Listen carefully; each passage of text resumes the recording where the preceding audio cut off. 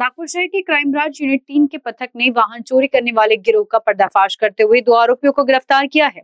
In आरोपियों के pass से चोरी की गई कुल 19 दुपहिया वाहन बरामद की गई है, जिनकी कीमत करीब 13,40,000 रुपए बताई जा रही है। गिरफ्तार किए गए आरोपियों के नाम प्रकाश जाधव प्रेमनगर नागपुर निवासी और गोपाल वर्मा उर्फ गोगो शांतिनगर निवासी है। दोनों ने पूछताछ में नागपुर शहर और ग्रामीण क्षेत्रों से अलग अलग इलाकों से गाड़ियां चुराने की बात कबूल की। बरामद गाड़ियां अलग अलग थाना क्षेत्रों से चोरी की गई थी, जैसे कि जरीपटका, कोतवाली, वाठोड़ा, सक्करदरा, गणेशपेट और मानकापुर आदि।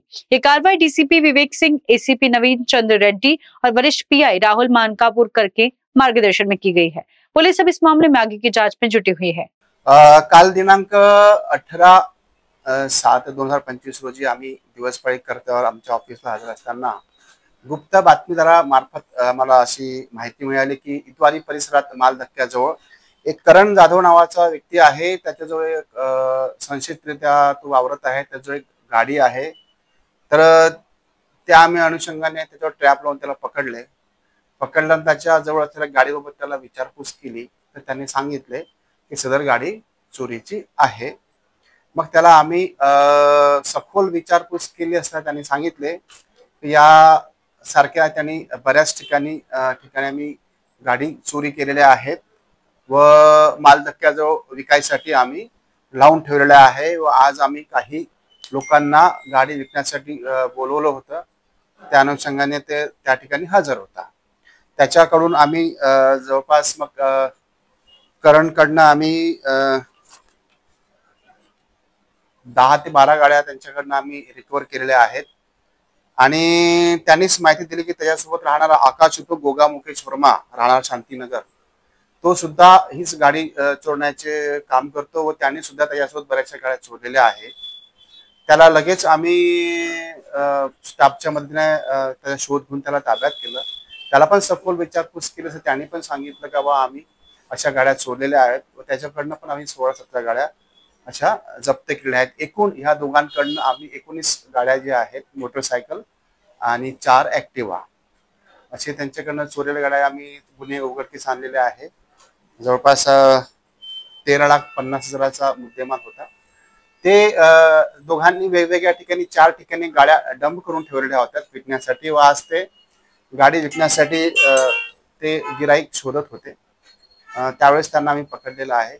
गाडी विकण्याचं कारण म्हणजे ते त्यांचं वैयक्तिक उपजीविका भागवण्यासाठी गाडी विकायचे, त्यांना नशापानी करण्याची शौक होती।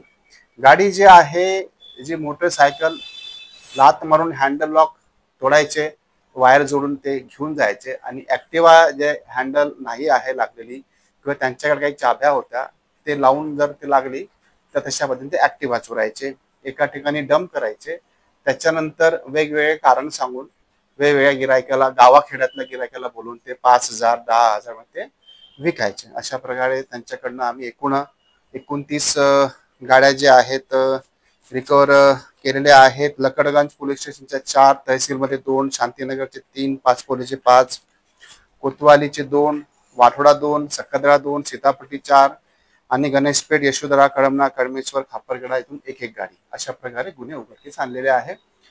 पुढील तपास चालू आहे। अटक केलेल्या आरोपी जे आहे त्यांचा पार्श्वभूमी रेकॉर्ड काय समोर आला आहे का?